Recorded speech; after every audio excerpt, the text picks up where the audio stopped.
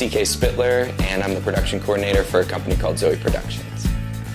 We are an experiential production company, and we focus on creating experiential events and pop-ups, which have recently incorporated a lot of video production, which is where LA Videodrone comes in.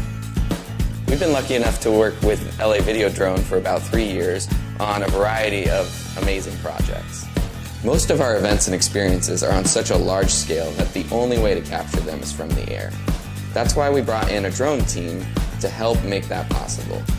Whether it's permitting, safety, or logistics, they manage it all and communicate with me throughout the process so I know where we stand on our productions. What we do tends to be very fast-paced, and on projects with a short timeline, I've seen them rise to the challenge. They pull things together on such a short notice, I didn't even think it was possible, but we still managed to stick to our timeline. Our relationship has evolved over the years to where I trust them to shoot on site, even when I'm not there. As a client, I know we're in good hands with LA Videodrone, and I look forward to our next project.